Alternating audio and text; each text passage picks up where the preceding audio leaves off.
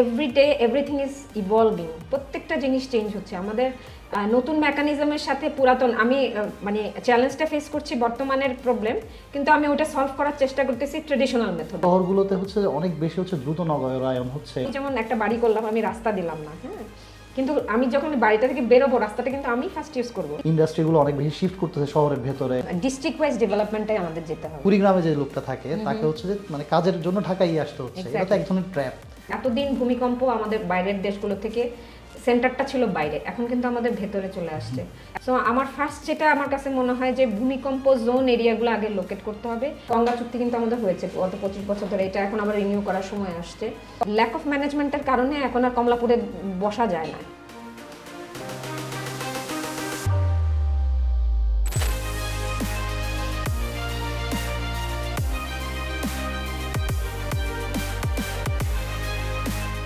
প্রিয় দর্শক, শুভেচ্ছা। ফাইন লাইনের আজকের পর্বে আপনাদেরকে জানাই স্বাগত। আমাদের আজকের পর্বে আমরা কথা বলবো নগর পরিকল্পনা, জনসংখ্যা, আর্কিটেকচার, জলবায়ু সহ আরও নানা বিষয় নিয়ে। পুরোটা সময় জুড়ে আমি আপনাদের সাথে আছি। মোহাম্মদ গোলাম মাওলা আমাদের আজকের অতিথি, doctor Razia Sultana, senior research fellow, Bangladesh institute of international and strategic studies. স্বাগতম আপু আমাদের অনুষ্ঠানে, এবং অনেক ধন্যবাদ, অনেক কষ্ট করে আপনি সময় বের করে আমাদের এখানে আসছিলেন। তোমাদের ধন্যবাদ আমাকে আমন্ত্রণ করার জন্য। কেমন আছেন? আলহামদুলিল্লাহ ভালো আছি। আচ্ছা আপু, আমরা প্রথমে হচ্ছে জানতে চাইব হচ্ছে আপনার জার্নিটা বলতে হচ্ছে আপনার বেড়ে ওঠা, আপনার শৈশব কৈশোর পড়াশোনা এবং গবেষণার সাথে কিভাবে যুক্ত হয়েছে। আচ্ছা, আমার আসলে ঢাকায় আমি বর্ন অ্যান্ড বট আপ। ঢাকায় আমি শৈশব বলতে আমি ঢাকা সেন্ট্রিক, তো এই জন্য আমি আরো বেশি বুঝতে পারি যে ঢাকার পরিবর্তনটা আসলে কিভাবে হয়েছে। আমি যেহেতু এখানকারই লোকাল, যদিও আমার দেশের বাড়ি অন্য জায়গায়, কিন্তু আমি ঢাকাতেই বড় হয়েছি। আর ঢাকা স্কুল হচ্ছে আমার সেন্ট্রাল গভর্নমেন্ট ছিল, ভিকারুন্নেসা থেকে আমি পাশ করেছি। তারপরে ঢাকা ইউনিভার্সিটির আইআর ডিপার্টমেন্ট থেকে আমার জার্নি শুরু, অনার্সের জার্নি শুরু। আর এরপরে আমি অ্যাডভান্স মাস্টার্স করেছি হচ্ছে ইউনিভার্সিটি অফ কুইন্সল্যান্ডে, অস্ট্রেলিয়াতে।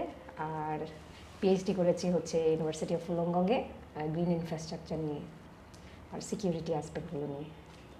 আচ্ছা, আপনার যে বড় হয়ে ওঠা এবং হচ্ছে আপনি বলতেছিলেন যে হচ্ছে ঢাকা শহরে হচ্ছে আপনি বড় হয়েছেন বলে হচ্ছে আপনি নগরের যে ব্যাপারটা, এই ব্যাপারটা খুব ভালো মতো বুঝতে পারেন। আমি এখানে একটু একটা জিনিস জানতে চাইবো, সেটা হচ্ছে আপনার যে গবেষণায় আসছেন, এটার অনুপ্রেরণা বা চ্যালেঞ্জগুলো আপনি কি ফেস করেন বাংলাদেশে কাজ করার ক্ষেত্রে, এবং বাংলাদেশে মানে হচ্ছে আপনার নারীদের জন্য এই জায়গাগুলোতে কী ধরনের প্রবলেম থাকতে পারে আর কি, না আছে? আমি বলবো যে আমি যদি বীজের কথা বলি, বীজের জায়গাটা তো অনেক বেশি সাউন্ড, এই কারণে এটা গভর্নমেন্ট থিঙ্ক ট্যাঙ্ক, তো মেয়েদের জন্য খুবই এনভায়রনমেন্ট ফ্রেন্ডলি।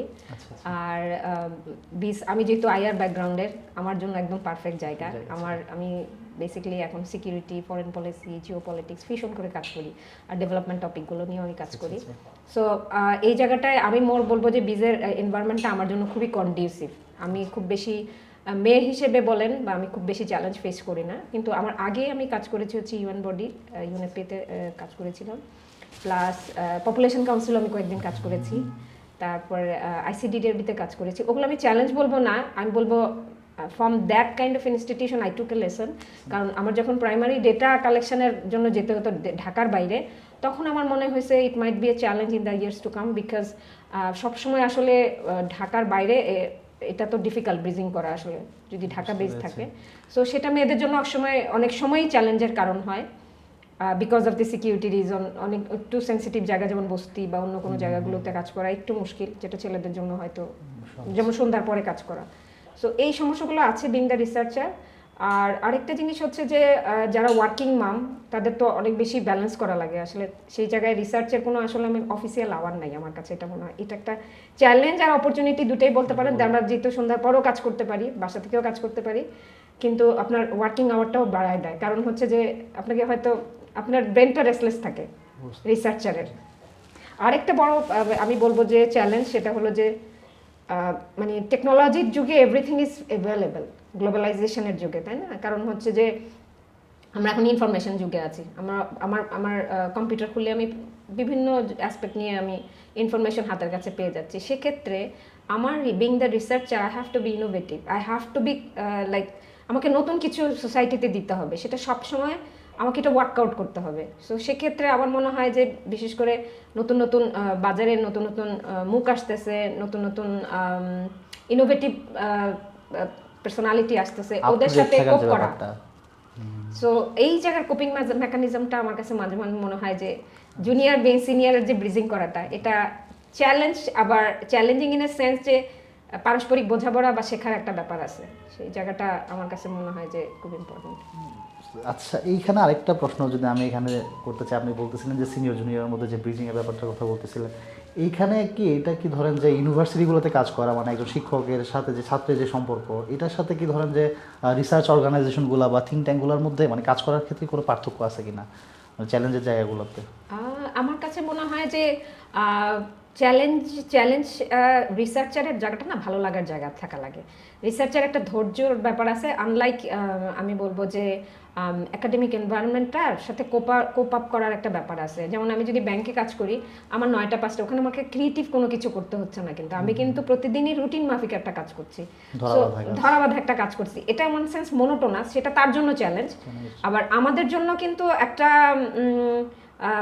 এটা আমরা প্রত্যেকদিনই নতুন নতুন কিছু নিয়ে কাজ করার আমাদের স্কোপ আছে, এটা কিন্তু চ্যালেঞ্জ, আবার এটা আমাদের জন্য অপরচুনিটিও ক্রিয়েট করে দেয়। আর নতুনদের সাথে পুরাতনের যে ব্রিজিংটা, নতুনরা অনেক বেশি আইডিয়া নিয়ে আসতেছে, সেটার সাথে যারা পুরাতন আছি তারা ওটার সাথে যদি আমরা ব্রিজিং করতে পারি, আমার মনে হয় এটা খুব ভালো। কিন্তু সবসময় ওটাও হয়ে আসে না। আমি যদি খুব ট্রেডিশনাল মাইন্ডের হই, তখন অনেক সময় দেখা যায় আমার যে প্রি সেট আপ যে কনসেপ্টটা আছে, আইডিয়া আছে, সেটা থেকে আমি আসলে এই স্ট্রাকচার থেকে বেরোতে পারি না। সেটা আমার কাছে মনে হয় একটা চ্যালেঞ্জ, আমাকেও সময়ের সাথে সাথে আসলে ট্রান্সফর্ম হতে হবে। আচ্ছা, আমরা হচ্ছে যদি এখন নগর পরিকল্পনার ব্যাপারে কথা বলতে যাই, যে আমরা দেখি হচ্ছে যে বাংলাদেশের যেসব মানে বড় শহরগুলো আছে, ঢাকা বা হচ্ছে আপনার চট্টগ্রামের মতো শহর, এই শহরগুলোতে হচ্ছে যে অনেক বেশি হচ্ছে দ্রুত নগরায়ন হচ্ছে, এবং হচ্ছে যে ইন্ডাস্ট্রিগুলো অনেক বেশি শিফট করতেছে শহরের ভেতরে, এবং হচ্ছে আপনার যদি আমরা দেখি যে মানে পরিকল্পনা অনুযায়ী হচ্ছে না, যেমন ধরেন হচ্ছে রাজুক বা হচ্ছে চট্টগ্রাম উন্নয়ন কর্পোরেশন যে ধরনের পরিকল্পনা দেয় নির্মাণের ব্যাপারে মানে বাড়িগুলোর ক্ষেত্রে, সেগুলো ফলো না করেই হচ্ছে যে বাড়িগুলো করা হচ্ছে। এটা তো এক ধরনের ঝুঁকি তৈরি করতেছে। এবং এই যে মানে নিয়ম না মানার ব্যাপারটা বা হচ্ছে আইন প্রয়োগের যে বাধা, এই বিষয়টা কেন হইতেছে বা এটা কিভাবে এটা সমাধান করা যায়? আইন প্রণয়নের কথাটা আমি বলবো কি যে আমাদের আইনের জায়গাটা কথার জায়গায় যেটা আছে যে আমরা অনেক কিছু এখনো ব্রিটিশ ল ফলো করি, কিন্তু ঘটনা হচ্ছে যে আমাদের কিন্তু এভরিডে এভরিথিং ইজ ইভলভিং, প্রত্যেকটা জিনিস চেঞ্জ হচ্ছে। আমাদের নতুন মেকানিজমের সাথে পুরাতন, আমি মানে চ্যালেঞ্জটা ফেস করছি বর্তমানের প্রবলেম, কিন্তু আমি ওটা সলভ করার চেষ্টা করতেছি ট্রেডিশনাল মেথডে, বা আমি ট্রেডিশনাল ল দিই। সেটা একটা আমার কাছে মনে হয় যে একটা পলিসিগত গ্যাপ আছে, সেটার সাথে সময়ের সাথে সাথে আমাদের এই জায়গাটা উতরাইতে হবে। আর নগর পরিকল্পনার ক্ষেত্রে আমার কাছে যেটা মনে হয়, উই আর ম্যাল প্ল্যান, মানে আমরা খুবই আনপ্ল্যান্ড আরবানাইজেশনে অভ্যস্ত হয়ে গেছে। এটা একদিনে না, আমাদের যদি একদম আমরা শুরুর দিকে শুরু করি 71 সালের মানে আমাদের মানে স্বাধীনতার পর থেকেই যদি আমি শুরু করি, আমরা আসলে ওই জায়গাটায় দেরি করে ফেলেছি। আমি বলবো ইন এ সেন্স যে নগর যে পরিকল্পনার যে কনসেপ্টগুলো বা আইডিয়াগুলো যেটা আমরা পাশ্চাত্য দেশে দেখি, সেটা সেই শুরুর দিকে আমরা ওই জায়গাটা খেয়াল করি না, ওই জায়গাটা আমরা নেগলেক্ট করেছি। এই নেগলিজেন্সির কারণে যেটা হয়েছে, অপরিকল্পিত একটা শহর গড়ে উঠছে। দ্বিতীয়তটা হচ্ছে যে আমরা যখন ইনফ্রাস্ট্রাকচারগুলো গ্রো করি, বিশেষ করে ঢাকা চট্টগ্রামের কথা আপনি বললেন, ঢাকা কেন্দ্রিক অবজারভেশনটাই যদি আপনি দেখেন ছোট্ট একটা জায়গায় আমরা অনেক বেশি ইনফ্রাস্ট্রাকচার ডেভেলপমেন্ট করে ফেলছি।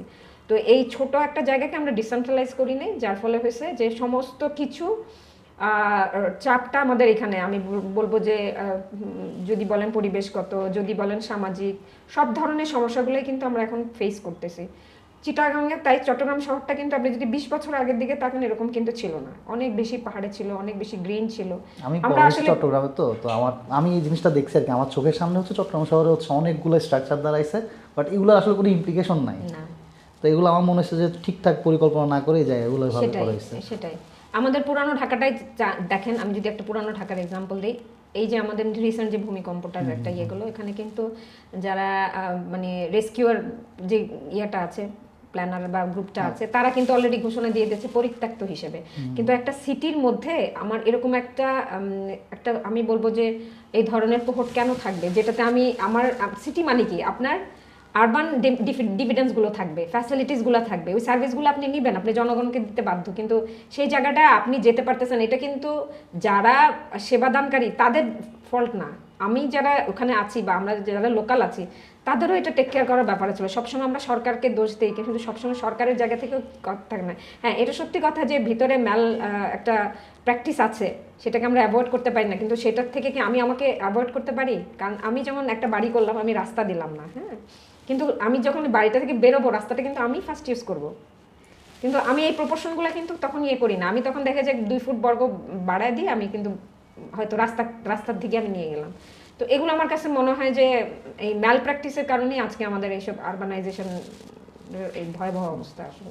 আচ্ছা, এটা কি মানে আমাদের মনস্তত্ত্বের মধ্যে এই ব্যাপারটা অপরিকল্পিত নগরায়নের ব্যাপারটা চলে আসছে কিনা? আপনি বলতেছিলেন হচ্ছে স্বাধীনতা 54 বছর ধরে আমরা হচ্ছে স্বাধীনতার পর থেকে আমরা এই প্র্যাকটিসটা করে আসতেছি, এটা আমাদের মনস্তত্ত্বের সাথে মানে খাপ খেয়ে গেছে।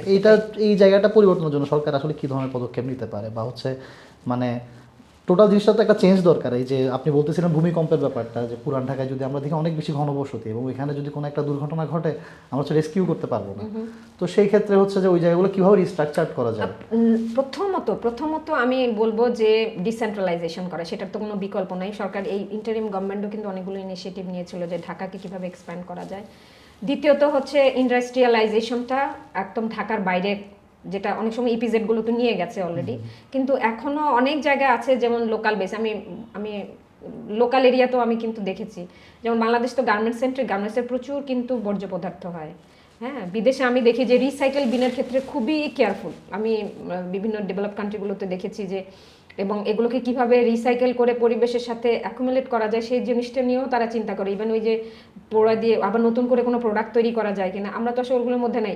আমরা তো এই যে গার্মেন্টসের যে এত ইন্ডাস্ট্রিয়ালাইজেশন হচ্ছে বা গার্মেন্টসের যে বর্জ্য পদার্থগুলো আছে এগুলো যে পানির সাথে মিশে বা নদীর সাথে যে মিশে, এই যে আমাদের পানি দূষিত করতেছে, পরিবেশ দূষিত করতেছে, তাই না? এই জিনিসগুলো তো আমরা ভাবে টেক কেয়ার করতেছি না, কিন্তু একটা সময় দেখা যাবে এগুলোর আফটার ফল কিন্তু আমাদেরই ভোগ করতে হবে। সো আমার মনে হয় যে পরিকল্পিত ইন্ডাস্ট্রিয়ালাইজেশনও খুব ইম্পর্ট্যান্ট। আমি কোন সেক্টরটা ডেভেলপ করতেছি সেটাকে আমাকে টেক কেয়ার করতেই হবে। আমাদের তো গার্মেন্ট সেন্ট্রিক ডেভেলপমেন্ট আমি বলবো, তাই না? সো সেই জায়গাটায় আমার মনে হয় যে যারা এটার সাথে ইনভলভ সেক্ষেত্রে নজর দেওয়া দরকার। আরেকটা জিনিস হচ্ছে যে আমার মনে হয় যে মানে আইনের যথাযথ প্রয়োগ দরকার। আপনার যেখানেই হোক না কেন, যেই সেক্টরেই হোক না, আইন যখন কাজ করে না তখন কিন্তু আপনার কোনো ডেভেলপমেন্টই সাস্টেইন করে না, এটা আমার কাছে মনে হয়। আচ্ছা, এই যে বিকেন্দ্রীকরণের কথা বলতেছিলেন আপনি, এখন বিকেন্দ্রীকরণের কথা আসলে হচ্ছে আমরা প্রশাসনিক বিকেন্দ্রীকরণের কথা বলি, এটা অর্থনৈতিক বিকেন্দ্রীকরণের কথা বলি না। আমাদের এখানে হচ্ছে যে ইন্ডাস্ট্রিগুলো গড়ে উঠতেছে এটা হচ্ছে যে মানে ঢাকা শহর কেন্দ্রিক বা চট্টগ্রাম বা রাজশাহী এরকম কয়েকটা নির্দিষ্ট শহর কেন্দ্রিক গড়ে উঠতেছে, যার ফলে দেখা যাচ্ছে যে ধরেন কুড়িগ্রামে যে লোকটা থাকে তাকে হচ্ছে যে মানে কাজের জন্য ঢাকায় আসতে হচ্ছে। এটা তো এক ধরনের ট্র্যাপ। তো এই ট্র্যাপটা থেকে বের হওয়ার জন্য কি আমাদের আসলে অর্থনৈতিক বিকেন্দ্রীকরণেরও জরুরি? আমি খুব ভালো একটা পয়েন্ট, এটা আমার পছন্দ হয়েছে। অর্থনৈতিক বিকেন্দ্রীকরণটার কোনো বিকল্প নাই, কারণ আমরা হচ্ছে ওভার পপুলেশনের দেশ, তাই না?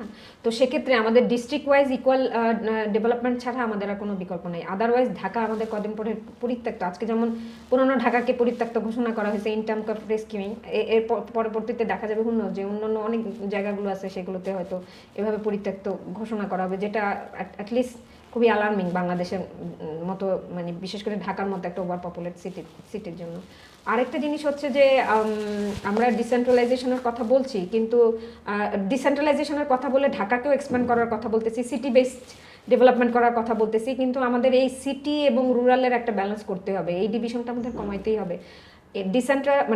ইন্ডাস্ট্রিয়ালাইজেশন বলেন, মানে এই 4-4টা মেট্রোপলিটন ছাড়া আমার মনে হয় যে যেই জায়গার যেই সিটির যেই পোটেনশিয়াল আছে সেইটাকে টার্গেট করে আমাদের ইন্ডাস্ট্রিয়াল করলেই আমাদের এমপ্লয়মেন্ট জেনারেশনও হবে, আবার বিকেন্দ্রীকরণও হবে। আমি একটা উদাহরণ দিই, যেমন মনে করেন যে সিলেটের চা বাগান, চায়ের জন্য সেই জায়গায় ইন্ডাস্ট্রিয়ালাইজেশন চা কেন্দ্রিক হতে পারে, বা চা রিলেটেড যে ইয়েগুলো আছে মানে সাপোর্টিভ যে ইন্ডাস্ট্রিগুলো আছে সেটা এখানে গড়ে উঠতে পারে। মংলা পোর্টের আশেপাশে ফিশিং রিলেটেড ইন্ডাস্ট্রি বা ইয়েগুলো হতে পারে, হ্যাঁ, পানি উন্নয়ন পানি ফিশারি ভবন বা ওই জায়গাগুলোকে কেন্দ্র করে হতে পারে। তারপরে আমি যদি বলি পাটের কথা যদি বলি, শরীয়তপুরের কথা বলি, হ্যাঁ, বা এই ফরিদপুর শরীয়তপুর বা এই জায়গাগুলোতে ওই ইন্ডাস্ট্রিগুলা ওভাবে করে গড়ে উঠতে পারে। তো যেই জায়গার পোটেনশিয়াল সেই অনুযায়ী যদি সেট করা হয়, আমার মনে হয় যে আমার প্রত্যেকটা সিটিতেই আলাদা করে মানে আইডেন্টিফিকেশন করা সম্ভব এবং ব্যালেন্স হবে, তখন ডেমোগ্রাফিক ব্যালেন্সও হবে। আচ্ছা, সিটির উপরে চাপ পড়বে কম। বুঝতে পেরেছি। এই জায়গায় আপনি একটা কথা বলতেছিলেন হচ্ছে গ্রামগুলোকে হচ্ছে সমানভাবে আমাদেরকে গুরুত্ব দিতে হবে। মানে বিগত কোন এক সরকারের কোন একটা ইয়াতে হচ্ছে মানে মানে বিগত সরকারেরই কোনো একটা পরিকল্পনার মধ্যে এটা ছিল হচ্ছে আপনার গ্রাম হবে শহর, এই ধরনের একটা ইয়া দেখতে পাইছিলাম আমরা। এটাকে আমরা কোনো ধরনের বাস্তবায়ন দেখতে পাইছি কিনা বা কোনো পদক্ষেপ নেওয়া হয়েছে কিনা এই ধরনের? গ্রাম যখন শহর, আসলে গ্রামও না, আমি আমার নিজের সিটির কথাই বলতে পারি। আমি নোয়াখালীতে ছিলাম, নোয়াখালী আমার জন্মস্থান। ও জায়গাতেই আমি দেখেছি যে ডেভেলপমেন্ট হয় নাই আমি এটা বলবো না, কিন্তু ডেভেলপমেন্ট আনপ্ল্যান্ড হয়েছে। হ্যাঁ, সো এই প্ল্যানগুলো আসলে কতটুকু সাস্টেন করবে আমি জানি না।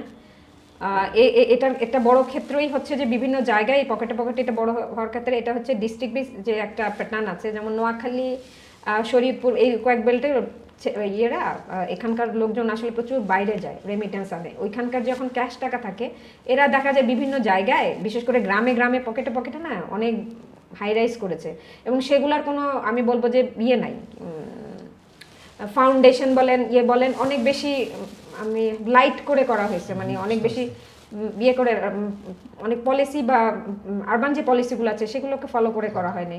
সো এখন যদি ভূমিকম্প হয়, ও যদি বেল্টের মধ্যে নাও পড়ে, কিন্তু আমি যেহেতু ওই ধরনের ফাউন্ডেশন দিয়ে করি নাই, তো সেগুলো তো আমার আশপাশের জন্য কিন্তু একটু ডেঞ্জারাস হয়ে গেছে। তো ওগুলো আমি বলবো যে এই ডেভেলপমেন্টগুলো অনেক সিস্টেমেটিক হয়নি, যার ফলে হয়েছে এটা আমাদের ভবিষ্যতে আসলে কতটুকু উপকার করবে সেটা আসলে দেখার বিষয়। অপরিকল্পিত নগরায়ন হচ্ছে যে আমাদের এখানে একটা মূল সমস্যা হয়ে দাঁড়াইছে। এখন আমাদের যে সামনে যে নগর পরিকল্পনাগুলো করা হবে সেখানে কোন ধরনের মানে বিষয়গুলো থাকা জরুরি বলে মনে করেন আপনি, যেগুলো হচ্ছে যে একটা সুস্থ, স্বাভাবিক এবং নাগরিক ফ্রেন্ডলি একটা নগর হওয়ার জন্য জরুরি? আমার কাছে যেটা মনে হয় যে অনেকগুলোই আসলে একটা আরেকটার সাথে ইন্টারলিঙ্ক। প্রথমত আমার কাছে যেটা মনে হয়, এখন আমরা কিন্তু এতদিন ভূমিকম্প আমাদের বাইরের দেশগুলো থেকে সেন্টারটা ছিল বাইরে, এখন কিন্তু আমাদের ভেতরে চলে আসছে। সো আমার ফার্স্ট যেটা আমার কাছে মনে হয় যে ভূমিকম্প জোন এরিয়াগুলো আগে লোকেট করতে হবে। ওই জায়গায় আসলে কতটুকু হাই রাইজ বিল্ডিং করা যাবে সেটা আইডেন্টিফাই করা। এই জায়গায় রাজুকের রোল, মানে সরকার অলরেডি ঘোষণা দিয়েছে যে রাজুককে আসলে আরও অনেক বেশি কনসার্ন হতে হবে এই বিষয়গুলো নতুন করে, বিশেষ করে নতুন হাই রাইজ বিল্ডিংগুলো করার সময় অনেক কোড এবং প্যাটার্নগুলো মানতে হবে। তো সেক্ষেত্রে আমার মনে হয় যে in collaboration RAJUK and other যে রিলেটেড ইনস্টিটিউশনসগুলো আছে তাদের একটা বড় বিরাট ভূমিকা আছে। প্রথমত এই জায়গাটা সর্ট আউট করা যায় আমি আসলে পারমিশন কতটুকু দিব। আমি যদি বলি যে বসুন্ধরায় কি আমি 20 তলা আমি বা 25 তলা এখন একটা হাই রাইজ বিল্ডিং করতে দিব, কারণ আমার বসুন্ধরা তো ভরাট করে হয়েছে, এবং যে বিল্ডিংগুলো হচ্ছে এগুলোর নিচে আসলে অনেক বালু বা এই ধরনের মানে সলিড কোনো ইয়া নাই। তো এই সলিড ফাউন্ডেশন হচ্ছে মানে উঁচু বিল্ডিং এর জন্য সহায়ক না, খুব বেশি সহায়ক না। তো এই জায়গাগুলোতে খুব আইনের বিকল্প ছাড়া আমি কোনো কিছু দেখি না। তো সেক্ষেত্রে এই পারমিশনগুলো দেওয়ার জন্য সামনের দিকে আরও বেশি সচেতনতা অবলম্বন করা উচিত, এইটা একটা। দ্বিতীয়ত হচ্ছে আমার মনে হয় যে যখন আমরা লোকেট করি নর্থ, মানে সিটি নর্থ, সিটি সাউথ এরকম করি, তো ঢাকা দক্ষিণ, ঢাকা নর্থ, এই ক্ষেত্রে বলা হয় যে ঢাকা নর্থের চেয়ে ঢাকা সাউথের চেয়ে ঢাকা নর্থ একটু বেশি মানে প্ল্যান্ড। তো এই জায়গাগুলো আমার মনে হয় মিনিমাইজ করার ব্যাপার আছে। আর যখনই আমি ইয়ে করি নগর পরিকল্পনা করি, নগরের পাশাপাশি নগরের যে ডিভিডেন্সগুলো আছে সেটা মাথায় রেখে আমার করতে হবে। যেমন রাস্তা ছেড়ে আমার বাড়ি করতে হবে। নাম্বার 1, গ্রিন ইনফ্রাস্ট্রাকচারের জন্য আমার জায়গা ছেড়ে দিতে হবে। এটা আমার মনে হয় যে শুধুমাত্র সরকারকে বললে হবে না, এটা টপ ডাউন থেকে বটম একটা ব্রিজিং করতে হবে। এই জায়গার কোনো আসলে বিকল্প নাই। এটার সাথে এনভায়রনমেন্টাল প্রোটেকশনেরও ব্যাপার আছে। সামনে যে কোনো যে জিনিসগুলো আসতেছে সেগুলোকে যদি আমরা মানে এনভায়রনমেন্টাল যে ইস্যুগুলো, কনসার্নগুলো আসতেছে সেটা অ্যাড্রেস করার জন্য সহায়ক হবে আশা করি। আর তৃতীয়ত হচ্ছে গ্রিন ইনফ্রাস্ট্রাকচার, আমি তো সেকেন্ডে বললাম। আর তৃতীয়ত হচ্ছে আমাদের এই যে আমরা বিভিন্ন ধরনের এই যে in the name of development, এই যে আমরা ব্রিজিং করা, তারপরে ইয়ে করা যেটাকে বলে ওভারব্রিজ করা, এগুলো যে আমরা করছি, আমি মাঝে মাঝে চিন্তা করি যে আসলে যখন এটা আসলে কতটুকু সাস্টেনেবল, যে একটু এইরকম একটা রাস্তার মধ্যে আমি যখন একটা হাইরাইজ বিল্ডিং করলাম, পাশাপাশি আমি ওভারব্রিজ করলাম, ইয়ে করলাম, সেগুলো অনেক সময় হচ্ছে অপরিকল্পিত, সেটা হয়তো দেখা যায় জনগণ ইউজ করে না। ওইটা কতটুকু দরকার সরকারকে এখন ওগুলোও চিন্তা করতে হবে। কারণ কি, আপনি অল্প জায়গার মধ্যে অনেক বেশি লোড দিলে সাফারার আমরাই হব। তো সেইগুলোর কলাপস করার সম্ভাবনা আরও বেশি। তো নগর পরিকল্পনা করার ক্ষেত্রে এগুলোর ভারসাম্য রক্ষা করতে হবে। ব্রিজ বলেন, কালভার্ট বলেন, এগুলোর সাথে যোগাযোগ ব্যবস্থা যেমন জরুরি, নিরাপত্তাটাও জরুরি। সো এই জায়গাগুলোর মধ্যে মিনিমাইজ করার ব্যাপার আছে। বুঝতে পেরেছি ম্যাম। আচ্ছা, আপনি বলছিলেন বিকেন্দ্রীকরণের কথা, আইনের প্রয়োগের কথা বলছিলেন, ব্রিজিং করার কথা বলছিলেন। তো এই ক্ষেত্রে যদি আমরা আসি হচ্ছে যে বিকেন্দ্রীকরণ করার ক্ষেত্রে শহর এবং গ্রামের মধ্যে যে সুবিধাগুলোর পার্থক্য রয়েছে, এই পার্থক্যগুলো তো এক ধরনের বৈষম্যের তৈরি করে, মানে ডিসক্রিমিনেশন তৈরি করে দুই জায়গার বাসিন্দাদের মধ্যে। তো এই কারণে একটা ট্র্যাপ তৈরি হয় হচ্ছে গ্রাম থেকে শহরে আসার ব্যাপারে, যে আপনার কাজের জন্য আপনাকে ঢাকায় আসতে হবে, ভালো পড়াশোনার জন্য আপনাকে ঢাকায় আসতে হবে। তো এই জিনিসগুলো কী ধরনের পদক্ষেপ নিলে এই জিনিসটা মানে সমাধান হবে এবং হচ্ছে আমাদেরকে নানা কাজে ঢাকায় আসতে হবে না? আমার কাছে মনে হয় যে ডিস্ট্রিক্ট ওয়াইজ ডেভেলপমেন্টটাই আমাদের যেতে হবে, কারণ ডিস্ট্রিক্ট ওয়াইজ যে পোটেনশিয়াল আছে সেটাকে মাথায় রেখে আমাদের যেতে হবে। যেমন নোয়াখালীতে নোয়াখালী প্রযুক্তি বিশ্ববিদ্যালয় করেছে, এখন কিন্তু আমার মনে হয় যে নোয়াখালীবাসী যারা আছে তারা কিন্তু অ্যাটলিস্ট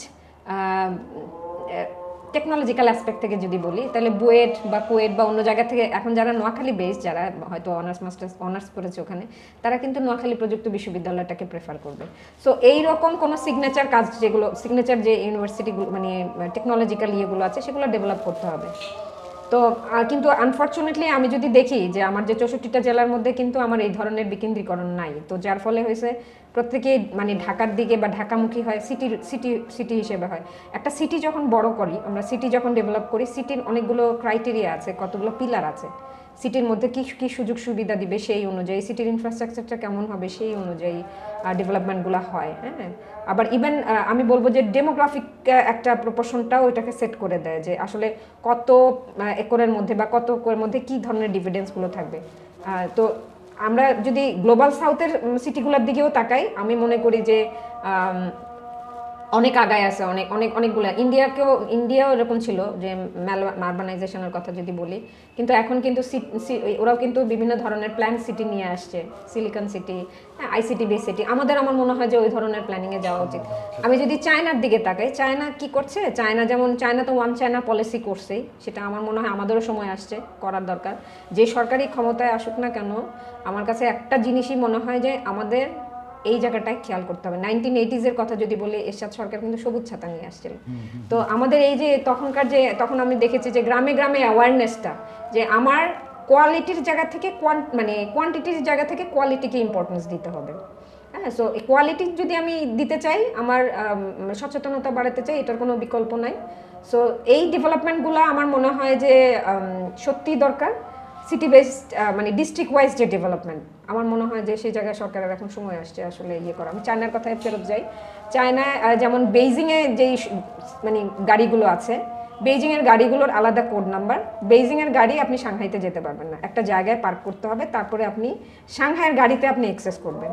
সো আমাদের কি হচ্ছে, চিটাঙের গাড়ি ঢাকায় চলে আসতেছে, এক ধরনের ট্রাফিক জ্যাম। এগুলো না প্রত্যেকটার সাথে ইন্টারলিঙ্ক, এগুলা প্রত্যেক মানে ইয়াটাই প্ল্যান্ড আরবানাইজেশনের পার্ট। আমাদের মনে হয় যে এই ধরনের কনক্রিট এবং ইনক্লুসিভ ডেভেলপমেন্ট আর মানে সিটি ডেভেলপমেন্টের আইডিয়া নিয়ে আসা দরকার, যেটা করলে আসলে সিটিগুলো লিভেবল হবে। আপনি বলছিলেন যে কিছু ক্রাইটেরিয়া থাকা জরুরি, যে একটা শহরের মধ্যে কি থাকবে না থাকবে। আমরা যদি ঢাকা শহরের দিকে তাকাই তাহলে মানে খুবই মানে স্বাভাবিকভাবে আমরা ধরে নিই যে একটা শহরের মধ্যে পাবলিক স্পেয়ারগুলো অনেকগুলো জায়গা থাকবে, পার্ক থাকবে, খেলার মাঠ থাকবে, সবুজ গাছপালার একটা জায়গা থাকবে, উদ্যান থাকবে। কিন্তু ঢাকা শহর বা চট্টগ্রাম শহরের মতো জায়গাগুলো যদি দেখি, আমরা দেখবো যে এই ধরনের পাবলিক স্পেয়ার কমে আসছে দিন দিন। এবং যদি দেখি যে বাংলা মোটরে একটা পার্ক ছিল যেটা এখন ধ্বংস করে ফেলা হয়েছে। তো এই ধরনের যে পাবলিক স্পেয়ারগুলো নষ্ট করা হচ্ছে, এটা নগরের নাগরিকদের উপরে কী ধরনের প্রভাব ফেলছে এবং এই বিষয়ে উন্নতির জন্য কী করা যেতে পারে? নাগরিকদের উপরে তো অবশ্যই একটা নেগেটিভ রিপারকাশন পড়ছে, কারণ হচ্ছে আমাদের বাচ্চাদেরকে কিন্তু আমরা খেলার জায়গা দিচ্ছি না। তাই বাচ্চাগুলো মনস্তাত্ত্বিকভাবে কিন্তু আমি বলবো যে খুব ডিপ্রাইভেশনের শিকার। কারণ আমরা বাচ্চাকে খেলার যখন একটা মাঠ দিতে পারি না, এই বাচ্চাটা কিভাবে মোবাইলে আসক্ত হচ্ছে, বিভিন্ন ধরনের অসাধু কাজে লিপ্ত হয়ে যাচ্ছে। কারণ ওর সিটির যে কম্পেনিয়নশিপ, সিটির যে ডিভিডেন্সগুলো, সেগুলো সুযোগ সুবিধাগুলো করে কিন্তু সে বড় হচ্ছে না। আমাদের এই জায়গাটা, আমাদের এই নেগলিজেন্সের কারণে আমরা কিন্তু এই যে ডেমোগ্রাফিক ডিভিডেন্সটা আছে, এইগুলোকে কিন্তু আমরা কাজে লাগাতে পারতেছি না। সো আমার মনে হয় যে সিটিকে ঢেলে সাজাতে হবে, এটার কোনো আসলে ইয়ে নেই। আমরা দেরি করে ফেলেছি, কিন্তু যতটুকুই আছে আমাদের এখন মনে করেন সিটি আমরা আমাদের পুরা একটা মানে সাস্টেনেবল একটা এনভায়রনমেন্টাল ডেভেলপমেন্ট করতে হলে মিনিমাম 25% গ্রিন থাকতে হয়। আমাদের মোটে আছে 8%। এটা আমার কাছে মনে হয় যে 8% এখন আমি দেখি না, আস্তে আস্তে সবুজ কমে যাচ্ছে। এই জায়গায় আমার যে কোনো ফর্মেই হোক সবুজায়ন করতেই হবে, এবং সেটা নগর পরিকল্পনাবিদদেরকে সরকারের সাথে আসলে মানে সহযোগিতামূলক একটা ইয়ে করে সিস্টেমেটিক একটা প্ল্যানিংয়ে আসতেই হবে একটা সুন্দর সিটি তৈরি করার জন্য। তো আপনি আরও বলছিলেন যে গ্লোবাল সাউথের অনেকগুলো শহর বাংলাদেশের চেয়ে ভালো অবস্থানে আছে। আমরা যদি বায়ু দূষণের বিষয়টা দেখি তাহলে দেখব বায়ু দূষণে হচ্ছে বাংলাদেশ প্রায় মানে উপরে 3টা শহরের মধ্যেই থাকে। এটা গত কিছু বছর ধরে কনসিস্টেন্সি ধরে রাখছে ঢাকা এই জায়গায়। তো এই জায়গায় মানে সরকার কেন কোনো ধরনের ব্যবস্থা নিচ্ছে না এই জায়গায় উন্নতি ঘটানোর জন্য, এবং এখনই কোনো মানে কোন ধরনের পদক্ষেপগুলো আমাদের জন্য নেওয়া জরুরি হয়ে পড়েছে? আমার কাছে মনে হয় যে নগর এই জায়গাটা আমাদের অবহেলা আছে, এটা আমি অস্বীকার করব না। আমরা আসলে আমাদের এই জায়গাটা আমার মনে হয় ল্যাক অফ অ্যাওয়ারনেস আছে, সরকারের দিক থেকে বলেন, আমাদের জনগণের দিক থেকেও বলেন। আমরা যখন সিটিকে আমরা রক্ষা করি না, আমাদের সেই মেন্টালিটি নেই। আমরা যখন একটা ওয়েস্ট থাকে, আমি মাঝে মাঝে দেখি, হ্যাঁ আমি আনঅফিসিয়ালি একটা বলছি, যেমন আমি একটা বাদাম খেলাম, বাদাম খাওয়ার পরে আমি 2 ঘন্টা ওইটা নিয়ে ঘুরছি যে আমি ওর বিনটা আমি একটা জায়গা মতো ফেলবো। আমাদের এই ওয়েস্ট ম্যানেজমেন্টের জায়গাটা কিন্তু নাই। সো আমাদের তো এই মানে পরে তো রিসাইকেল বিন করে অন্য কোনো নতুন প্রোডাক্ট তৈরি করার ব্যাপার আসে। এই জায়গায় সরকারের আমি মনে করি যে এক্সট্রিম লেভেলে আগায় মানে পদক্ষেপ নেওয়া দরকার, যাতে করে আমাদের ওয়েস্ট ম্যানেজমেন্টটা যাতে প্রপারলি হয়, সো দ্যাট সিটিকে আমরা সুন্দরভাবে ঢেলে সাজাইতে পারি। আর একটা জিনিস হচ্ছে যে এই যে সিটির যে ওয়েস্টগুলো আছে বা সিটির যে ম্যানেজমেন্টগুলো আছে, আপনি যদি ভুটানের দিকে তাকান, ভুটানে কিন্তু ইভেন ওটা তো টুরিস্ট কান্ট্রি, ওখানেও নিয়ম আছে ওরা কতজন দিবে, মানে মানে এনভায়রনমেন্টকে সিকিউর করার জন্য কতজন ট্যুরিস্টকে ইনভাইট করবে, সেটারও একটা প্রপোর্শন আছে যে কতজন আসলে থাকবে, বাইরের লোকজন কতজন আসবে, এবং একটা সার্টেন পরে যদি আসেও লোকাল পিপলদেরকেও এভাবে করে এডুকেট করা যে ওরা নেয় না, ট্যুরিজম নেয় না, মানে এটা কি জন্য নেয় না, মানে ট্রাভেলের জন্যও নেয় না। আপনি রিকোয়েস্ট করলেও পাবেন না যে বিকালের পরে এই জায়গাটায় নেবে না, কারণ বাড়তি ইনকামের লোভ তাদের নাই। আমাদের যে এই এথিক্যাল যে এডুকেশনগুলো আছে সেগুলো আমাদেরকে করতে হবে, মোরাল এবং এথিক্যাল, যে আমার সিটিকে সেভ করতে হলে আমি আমার নেক্সট জেনারেশনের জন্য যদি আমি সিটি রেখে যেতে চাই, আমার এই সচেতনতার কোনো আসলে বিকল্প নাই। এই জায়গাটা আমাদের কাজ করতে হবে জনগণের, মানে সরকারের সাথে জনগণের। আচ্ছা, আপনি বলতে যাচ্ছেন হচ্ছে এখানে তাহলে হচ্ছে জনগণেরও এক ধরনের দায়ের ব্যাপার রয়ে গেছে, যে এটা আমিও নিজেও দেখেছি যে যখন হচ্ছে যে কোনো একটা বাড়ি তৈরি করা হচ্ছে, নির্মাণ কাজ চলাকালীন সামনে হচ্ছে যে বালি ইট হচ্ছে খোলা রাখা হয়, যার ফলে হচ্ছে এটা কিন্তু বায়ুতে হচ্ছে যে ইটের কণা বালুর কণা হচ্ছে যাচ্ছে এবং দূষিত হচ্ছে। তো এই ব্যাপারগুলো তো হচ্ছে সরকারের যে আইনের যে প্রয়োগ, এই প্রয়োগটা হচ্ছে না কেন? আইনের প্রয়োগ হচ্ছে না, দেখেন আমি কয়েকটা জায়গার এক্সাম্পল বলি, একেবারে হচ্ছে না আমি সেটা বলবো না। আপনি আমার ঢাকার ক্যান্টনমেন্টের কথাই বলেন, আপনি যখন ক্যান্টনমেন্টের কথা বলেন, এটা কেন কিভাবে কাজ করতেছে, এটা তো আমাদের সিটির ভিতরেই আছে। তার মানে কি, আইনের যখন প্রয়োগ থাকে বা ম্যানেজমেন্টের যখন প্রয়োগ থাকে, তাহলে কিন্তু এটা সম্ভব। এটা একটা উদাহরণ দিলাম, আমার Rajshahi city one of the finest city in the world. এটা কিভাবে সম্ভব হচ্ছে? Because of the local mayor, because of the local government, আমি বলবো যে তাদের ইফেক্টিভনেসের জন্য। তো আমাদের রাজশাহী শহর যদি আমি প্রতিটা শহরকে করতে চাই, তাহলে আমার মানে আমি বলবো মানে বটম লেভেল থেকেই আমাকে আগাতে হবে, লোকাল গভর্নমেন্টকে স্ট্রেংথেন করতে হবে, তাদেরকে আমি বলবো যে রিসোর্স প্রোভাইড করতে হবে, সো দ্যাট তারা সিটিকে মানে ঢেলে সাজাতে পারে। চিটাং শহরটা আনএক্সপেক্টেড, এটা আমাদের সেকেন্ড সিটি, এই শহরটাও মানে চোখের সামনে নষ্ট হয়ে গেছে। এটা কি সরকারের মানে সদিচ্ছার অভাব মনে হয় আপনার, নাকি হচ্ছে মানে জনসংখ্যার কারণে, নানা কারণে, স্ট্রাকচারাল ফেলিওর? আমি শুধু আমি সরকারকেও ওইভাবে দোষারোপ করব না, এই জায়গাটা সরকারের গাফিলতি তো আছেই, প্লাস আমরা আসলে এখন ওভার পপুলেশন একটা বিশাল দরকার, মানে আরেকটা বড় কারণ। আর থার্ড কারণ হচ্ছে আমরা যে জেনারেশনটা প্রডিউস করছি, বা আমরা সাধারণ জনগণদেরও আমাদের অ্যাওয়ারনেসের অভাব আছে। আমরা কিন্তু এনভায়রনমেন্টালি সচেতন না। আমরা একটা গাছ যখন কাটি, যে গাছটা হয়তো 20-25 বছর, আমি পত্রপত্রিকায় প্রায় দেখি যে খুলনা থেকে মানে রাস্তার হয়তো 5000 গাছ কেটে ফেলা হয়েছে। তো 5,000 গাছ যে কাটা হয়েছে, 5,000 গাছের বিকল্প হিসেবেও তো অক্সিজেন চলে গেল আমাদের। সেই জায়গাটার বিকল্প কি আসলে আমরা চিন্তা করেছি? করিনি। ইভেন আফ্রিকার মতো দেশ যেখানে প্রচুর মানে গ্রিন, সেই জায়গাটাও তারা যদি আপনার বন কেটে উজাড় করে, সেই জায়গায় তারা আবার সেটার চেয়ে দ্বিগুণ গাছ লাগায়, ওটা ইনশিওর করে যে আফটার 5 years 10 years এই জায়গাটায় এনভায়রনমেন্টাল ব্যালেন্সিংটা থাকবে কিনা। আমাদের ওই ধরনের মেজারমেন্ট কিন্তু নাই, আমরা করছি না। তো যার ফলে হয়েছে এটা একটা বড় কারণ। আরেকটা জিনিস হচ্ছে আমরা পরিবেশকে নার্চার করতে জানি না। আপনি হাতির ঝিলটাই দেখেন না, কারণ এটা তো যখন শুরুর দিকে ছিল সেটা অনেক সুন্দর ছিল এবং পানিটা অনেক ক্লিন ছিল। তো এই জায়গায় তো সরকার একটা সুন্দর, আমি বলবো যে সিটি ম্যানেজমেন্টের অফার জনগণকে করেছে, কিন্তু আমরা কি সচেতন? ওই জায়গায় আমরা কিন্তু ট্যুরিস্ট প্লেস বানিয়ে ফেলছি, কিন্তু এটা তো ট্যুরিস্ট প্লেস না আসলে। এই জায়গাটা আইনের কড়াকড়ি ব্যবস্থা থাকলে বরং এখন আরো বেশি একটা, আমি বলবো যে অ্যাক্সিডেন্টের একটা জায়গা হয়েছে। সো এই জায়গাগুলোতে সরকার, জনগণ সবারই সহযোগিতা দরকার সিটি তৈরি, মানে প্ল্যান সিটি বা মানে আমি বলবো যে লিভেবল এবং সাস্টেনেবল সিটি তৈরি করার জন্য। আচ্ছা, হাতির ঝিল প্রসঙ্গেই যদি আসি, যে ঢাকা শহরের অনেকগুলো খাল হচ্ছে এভাবে দখল করা, মানে মানুষ দখল করে রাখছে, এবং হচ্ছে এই জায়গাগুলো হচ্ছে যদি আমরা পুনরুদ্ধার করতে পারি, ঢাকা শহরের জলাবদ্ধতার সমস্যার একটা বড় সমাধান হয়ে যায়। এই জিনিসটা কেন করা যাচ্ছে না? করা যাচ্ছে না, এটা একটা তো বড় সমস্যা হচ্ছে দখলদারিত্ব, সেটা তো চলতেছেই, মানে নামে এটা বেনামে দখলদারিত্ব। যদি ইন্টারেপ্ট করি আমি, জি, জি। সেটা হচ্ছে যে এটা কি রাজনৈতিক কারণে হচ্ছে না, বা হচ্ছে এই ধরনের অন্য কোনো এই মানে যখন structure? দখলদারিত্বের কথাটা আসে তখন তো এটা রাজনৈতিক ব্যাপারটা চলে আসে। দেখা যাচ্ছে সকল এলাকার যে মাস্তান, সকল যে মিডলম্যান, লোকাল যে মানে পাওয়ারম্যান, সেই তো এইগুলোর সাথে ইনভলভ থাকে। এটার সাথে দেখা গেছে যে অনেক বেশি ওয়াটার বডি রিলেটেড রিসোর্স থাকে, এইগুলোর সাথে ইনভলভ। তো এই জায়গাটায় আমি শুধু রাজনৈতিক সদিচ্ছা, এটা তো একটা one of the biggest reasons.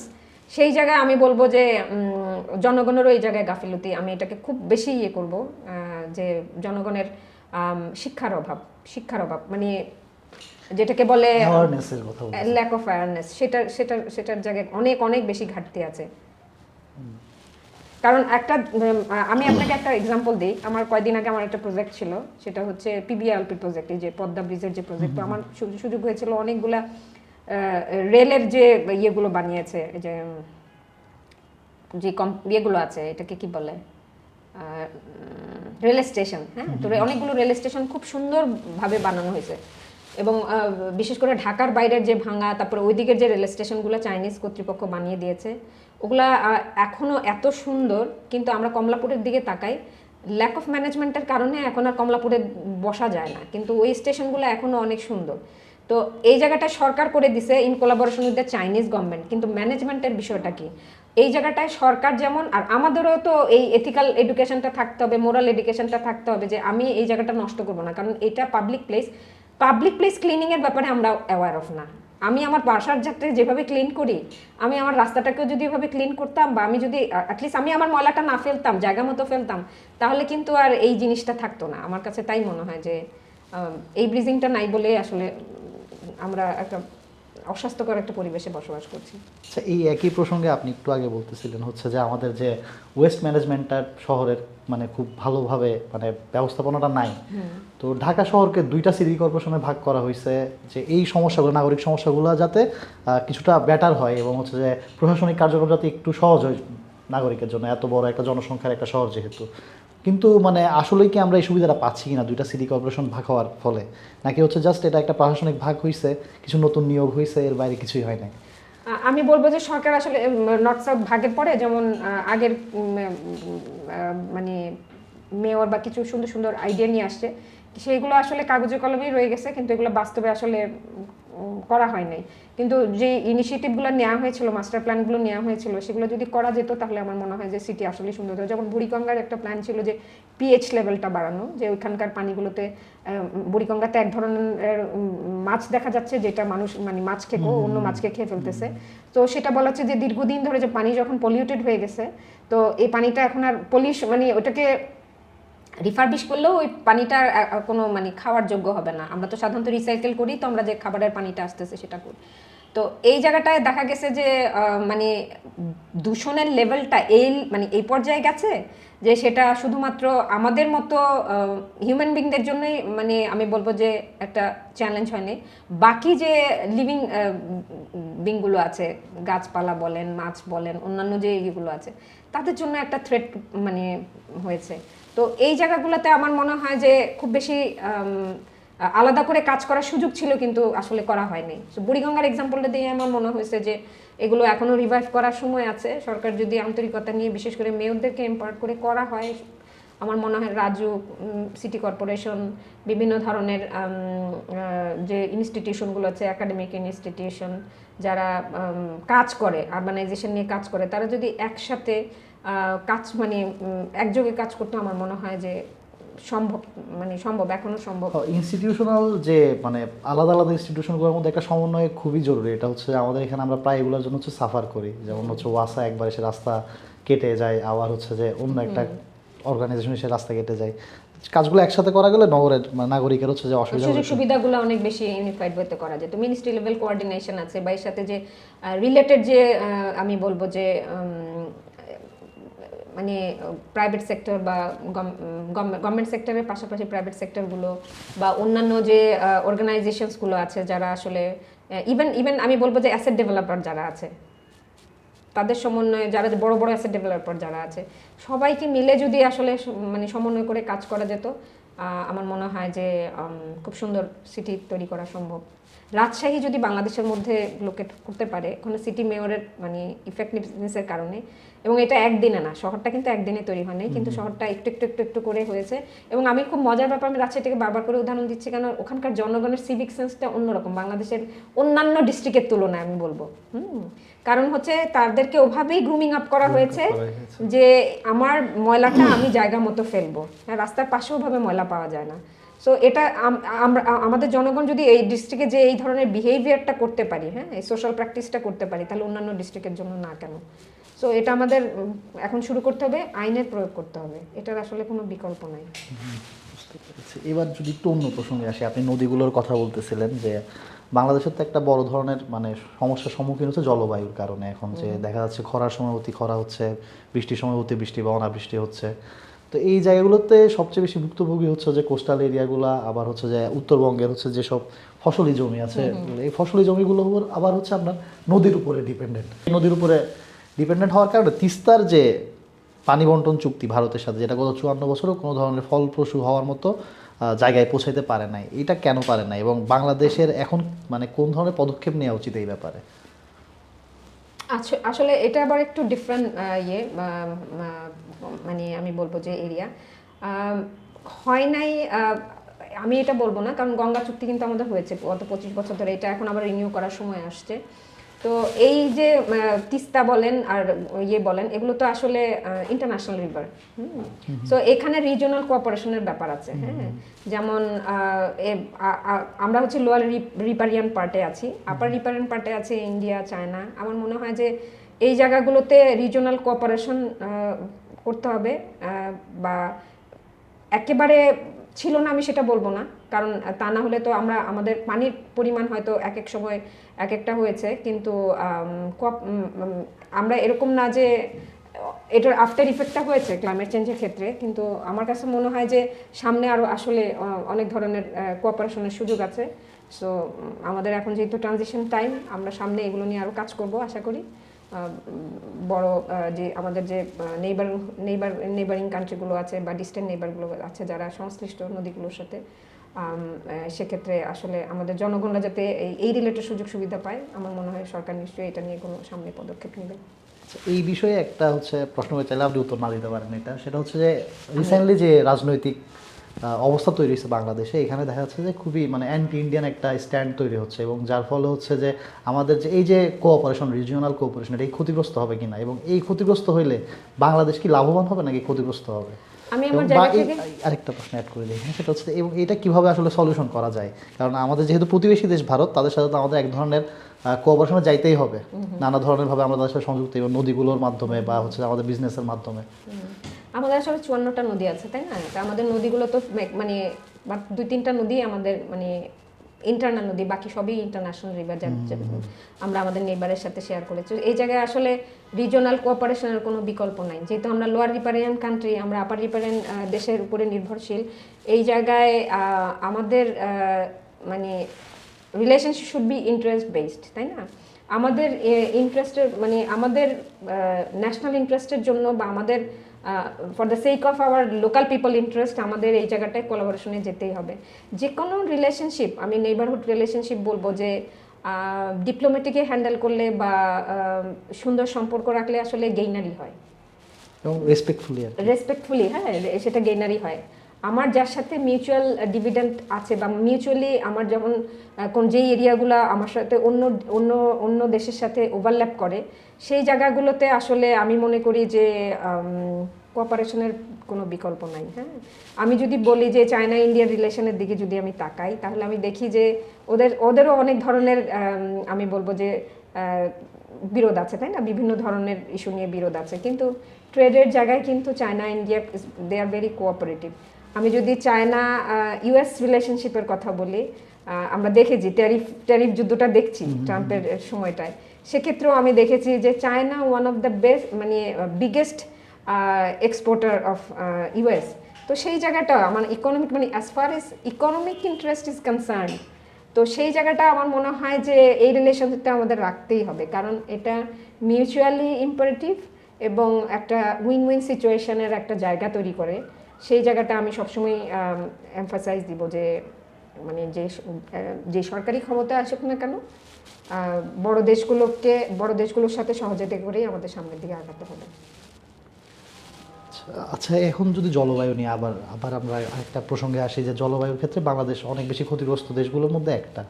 তো এই ক্ষেত্রে বাংলাদেশ আন্তর্জাতিকভাবে কূটনৈতিকভাবে কোন ধরনের পদক্ষেপগুলো নিলে এই ব্যাপার হচ্ছে একটা মানে ভালো অবস্থানে বাংলাদেশ পৌঁছাইতে পারে আর কি? ধরেন যে জলবায়ুর পরিবর্তনের যে মূল যে কারণগুলো, ধরেন কার্বন নিঃসরণের যে ব্যাপারটা, এটা যদি আমরা দেখি, এটার মূল দুইটা দেশ হচ্ছে আমেরিকা আর চায়না, কিন্তু এটার বেশি ক্ষতিগ্রস্ত হচ্ছে নিচের দিকের দেশগুলো।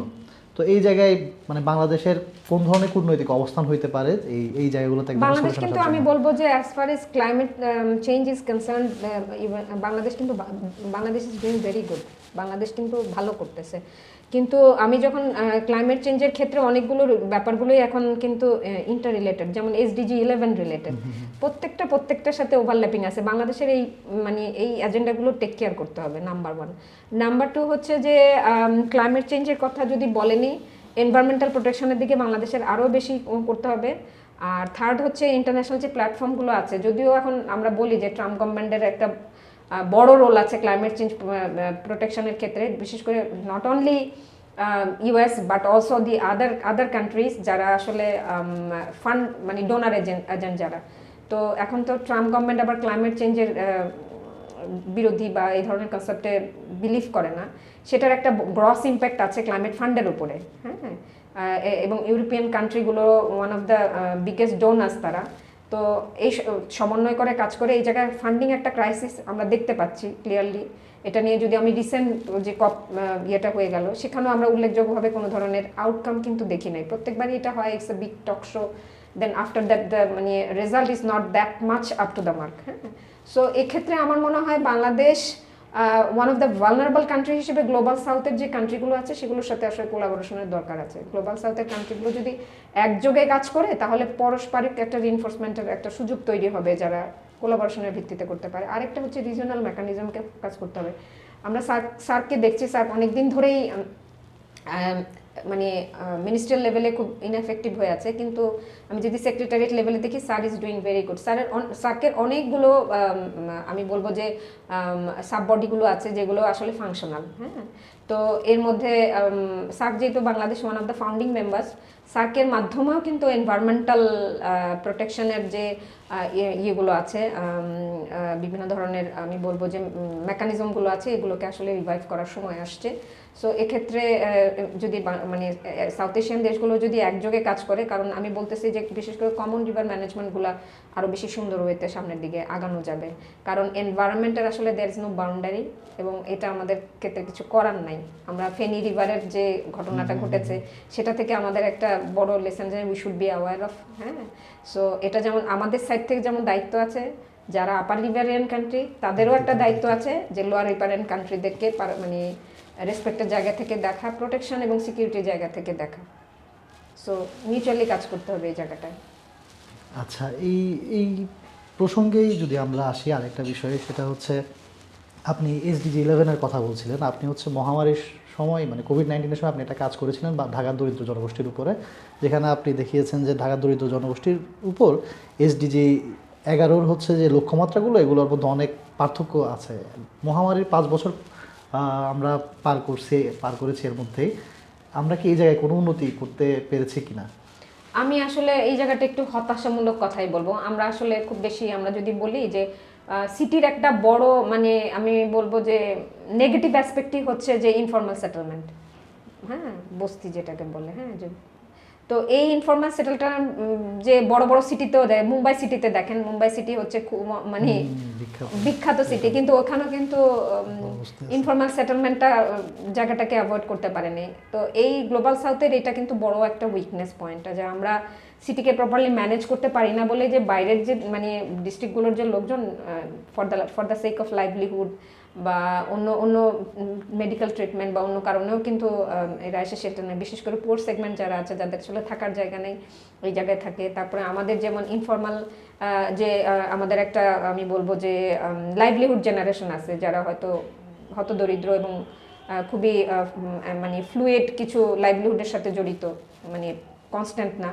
এরা আসলে দেখা যাচ্ছে আমাদের বস্তিতে থাকতেছে। তো এই সরকারকে এই জায়গাগুলোতে ফোকাস করতে হবে যে ইনফর্মাল সেটেলমেন্টটাকে যাতে এক্সপ্যান্ড না করি, বা যারা আছে তাদের প্রপার ম্যানেজমেন্টের জন্য কিন্তু অনেকগুলো ইনিশিয়েটিভ নেওয়া হয়েছিল, কিন্তু অনেকগুলোই আসলে কাজ করে নাই। যেমন আমার যদ্দূর মনে পড়ে যে মোহাম্মদপুরে একবার বোধহয় সরকারি অনেকগুলো কোয়ার্টার দেওয়া হয়েছিল, সেটা কিন্তু ওটার আসলে কোয়ার্টারগুলো ছোট ছোট এবং সুন্দর করেই করা হয়েছিল, কিন্তু যখন এটা ডিসবার্সমেন্ট হয় ওই জায়গাটার মধ্যে মিসম্যানেজমেন্ট হয়েছে, যার ফলে অনেকেই এটা সুযোগটা নিতে পারে নাই। তো এই জায়গাগুলোর আসলে প্রপার ম্যানেজমেন্টের দরকার আছে। যদি আমি সত্যিকার অর্থে আমার যে ডিসঅ্যাডভান্টেজ যে গ্রুপ আছে সোসাইটিকে, তাকে যদি আমি মানে আরবান ফ্যাসিলিটিসগুলো এনশিওর করতে চাই, সেই জায়গাটায় অনেক বেশি মানে সরকারকে অনেক বেশি শক্ত হাতে হ্যান্ডেল করতে হবে আর কি। আপনি বলছিলেন যে ইনফর্মাল জনগোষ্ঠীকে যদি আমরা হচ্ছে যে প্রপারলি হ্যান্ডেল করতে হয়, তাহলে হচ্ছে আমাদের সরকারকে গুরুত্বপূর্ণ পদক্ষেপগুলো নিতে হবে, এই বিষয়ে বলছিলেন।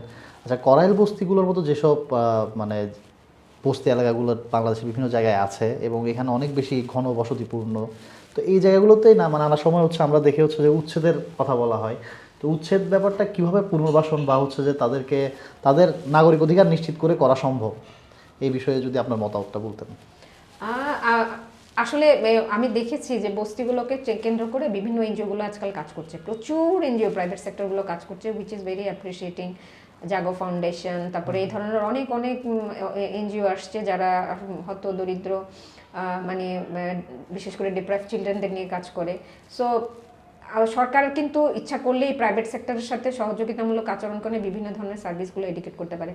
আমি আসলে এটা সরকারের সাথে কন্ট্রাডিক্টরি হয়ে যায়। যেমন বস্তি কেন মানে বস্তিকে এক্সপান্ড করা, লিগালাইজ করা বা একসেপ্ট করা, হ্যাঁ, বস্তিকে সুযোগ সুবিধা বাড়ানো মানে হচ্ছে মোর বস্তিকে আপনি এনকারেজ করতেছেন, মোর ইনফর্মাল সেটেলমেন্টকে আপনি শহরের জন্য এনকারেজ করতেছেন, এটা কিন্তু কাম্য না, তাই না? আমার কাছে মনে হয় যে বস্তির সুযোগ সুবিধাকে এনশিওর করার চেয়ে বস্তির লোকজনকে অন্য যে ইয়েগুলো আছে মানে আরবান যে ডিভিডেন্সগুলো আছে, এমিনিটিসগুলো আছে, সেগুলোকে আরও বেশি সরকার নজর দিয়ে যদি এনশিওর করতে পারে, তাহলে ওরাও ওদের ভাগ্যের পরিবর্তন করতে পারবে। সেকেন্ড জিনিসটা হচ্ছে যে প্রাইভেট সেক্টরগুলো যেভাবে আসতেছে, যেমন আমি জাগো ফাউন্ডেশনের কথা বললাম, আমি একটা পেয়েছি যে ওরা বিভিন্ন বস্তির, আমি কোরাইল বস্তিতেই ইয়ে করে পেয়েছি যে একজন ছেলেকে আমি ইভেন বাইরেও পড়তে দেখতে পেয়েছি, স্কলারশিপ নিয়ে বাইরে পড়তে গেছে, একটা এনজিওতে সে পড়াশোনা করতো।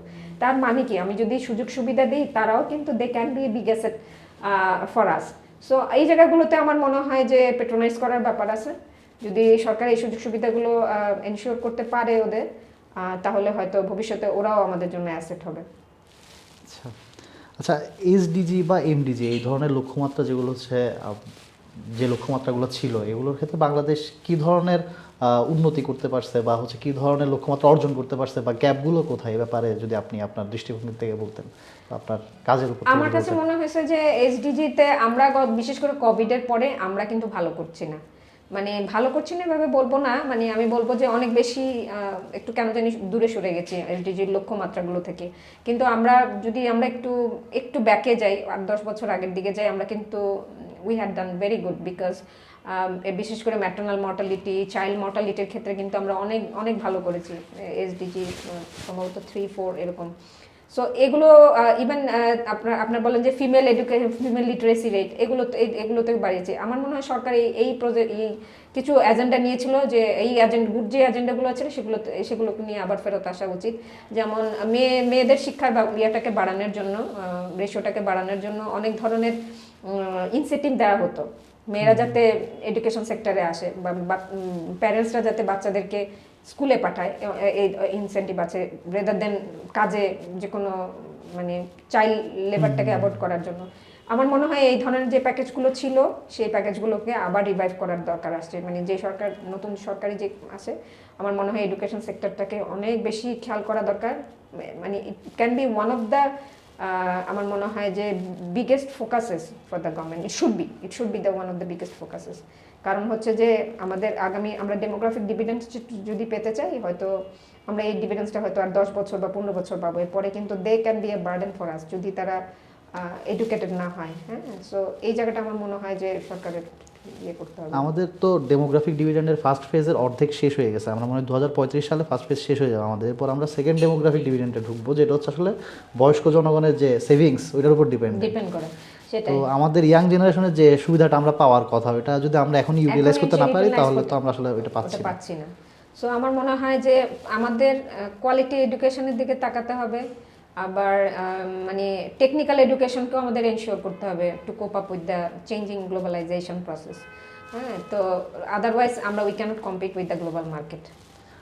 আরেকটা বিষয় আপনার থেকে, এটা মানে অন্য প্রসঙ্গ হয়ে যাচ্ছে, আপনি যেহেতু এই যে চাইল্ড লিটারেসির কথা বলছিলেন, ফিমেল লিটারেসির কথা বলছিলেন, করোনার সময় আমরা দেখেছি অনেক বেশি চাইল্ড ম্যারেজ বেড়ে গেছিলো এই মানে বাংলাদেশে, এবং এটার কারণ অনেকটা হচ্ছে স্কুল বন্ধ ছিল, এবং স্কুল থেকে যে ধরনের ইনসেন্টিভগুলো দেওয়া হচ্ছিলো এগুলা পাচ্ছিল না। ফলে হচ্ছে একটা মেয়ে ঘরে বসে আছে, এবং যেহেতু তার ফ্যামিলি হচ্ছে দারিদ্রতার সাথে নানাভাবে ওইখানে স্ট্রাগল করছে, এবং তারা ওই ইনসেন্টিভগুলো পাচ্ছিল না, ফলে তাদের মেয়েদেরকে বিয়ে দিয়েছিল। তার মানে এই জিনিসটা আসলে কাজ করেছে বাংলাদেশের জন্য, ইনসেন্টিভ কাজ করেছে বলে আমরা এসডিজি গোলটা আমাদের অ্যাচিভ করা সহজ হয়েছিল।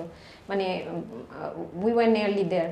তো আমার কাছে মনে হয় যে এই যখন কোভিডটা বন্ধ হয়েছে পরবর্তী সময়ে এটা আসলে সরকার আরও গুরুত্ব দিয়ে আসা উচিত ছিল, যে ঝরে পড়া যে বাচ্চাগুলো আছে, বিশেষ করে মেয়ে বাচ্চাদের কিন্তু আর্লি ম্যারেজ রেট, আমরা যদি একটু ডেটাগুলোর দিকে তাকাই, কোভিডের পরবর্তী সময় বা কোভিড পিরিয়ডে কিন্তু দেখা গেছে আর্লি এজের একটা মানে হিড়িক পড়ে গেছে। তো এটা বিশেষ করে রুরাল এরিয়াতে হয়েছে, যেহেতু একটা মানে কোভিডের সময় একটা কনফাইনমেন্ট ছিল, সেক্ষেত্রে আসলে কাজের স্কোপ ছিল না। তো এটাও একটা বড় কারণ, আবার কষ্টেরও একটা ব্যাপার আছে। তো সবকিছু মিলে আসলে ওই যে করোনার সময় যেটা হয়েছিল, এডুকেশন ড্রপ আউট হয়েছে এবং ওই যে ইনসেন্টিভগুলো বন্ধ থাকার কারণে উপবৃত্তি, মেয়েদের ক্ষেত্রে উপবৃত্তি একটা ব্যাপার খুবই গুরুত্বপূর্ণ ছিল গ্রামে এবং হচ্ছে রুরাল এরিয়াতে, সেটা বন্ধ হয়ে যাওয়ার কারণে আমার মনে হয় যে ড্রপ আউট রেটটা অনেক বেড়ে গেছে। এবং করোনার পর সম্ভবত প্রথম আলো একটা রিপোর্টে পড়েছিলাম যে করোনার ওই এক বছর হচ্ছে 1 লাখ বাচ্চা বেশি জন্ম নিয়েছিল। হ্যাঁ, তো ওইটাও সম্ভবত মানে এই যে সেন্সাসে আমরা এটা একটা প্রভাব দেখেছিলাম যে আমাদের হচ্ছে ফার্টিলিটি রেট খুব বেশি কমে নাই। সেটাই, খুব বেশি না, আমাদের 1.4 ছিল বলা হয়। কিন্তু একটা জিনিস কি, মানে একটা প্রসঙ্গের সাথে আরেকটা প্রসঙ্গ চলে আসে। তো মানে আমরা আসলে দেখা গেছে যে যারা এডুকেটেড, যাদের এফোর্ড করার ক্যাপাবিলিটি আছে, তাদের দেখা গেছে চাইল্ডের সংখ্যা কম, কিন্তু যারা ইলিটারেট, যাদের ইনকাম সোর্স কম, তাদের হচ্ছে নাম্বার অফ চিলড্রেন বেশি। তার ফলে হচ্ছে কি, কোয়ালিটি এডুকেশনটা আমরা এনশিওর করতে পারছি না, কোয়ালিটি ডেমোগ্রাফি আমরা এনশিওর করতে পারছি না। দেখা গেছে যে আমার ক্যাপাবিলিটি আছে কিন্তু আমার প্রয়োজন নাই, কিন্তু যে এফোর্ড করতে পারছে না তারই অনেকগুলো ছেলে মেয়ে, তো সে কিন্তু দে আর সোশ্যাল বার্ডেন, হ্যাঁ, ফর দ্য কান্ট্রি।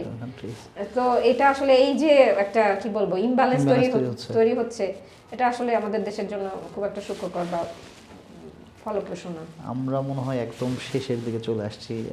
একদম শেষ প্রশ্ন হিসেবে হচ্ছে, আমরা তো অনেকগুলো বিষয় নিয়ে কথা বলেছি, সামনে হচ্ছে একটা জাতীয় নির্বাচন আছে, এবং হচ্ছে জাতীয় নির্বাচনটা হচ্ছে একটা খুবই ঐতিহাসিক প্রেক্ষাপটের পরে, এবং হচ্ছে ওই ঐতিহাসিক প্রেক্ষাপট মানে যে গণ আন্দোলনটা হয়েছিল, এখানে এক ধরনের জন আকাঙ্ক্ষা তৈরি হয়েছিল। সামনের যে সরকার আসবে, নির্বাচিত সরকার, তার প্রতি আপনার কী ধরনের পরামর্শ বা হচ্ছে কি আপনি তাদের কাছ থেকে আশা করেন, যেটা হচ্ছে আমাদের আকাঙ্ক্ষাকে বাস্তবায়ন করবে এবং একটা সুন্দর বাংলাদেশ গড়ার জন্য সহায়ক হবে? খুব সুন্দর একটা প্রশ্ন আমি বলবো। আমি মনে করি যে প্রথম এবং প্রধান হচ্ছে যে একটা রাজনৈতিক স্টেবিলিটি তৈরি করতে হবে।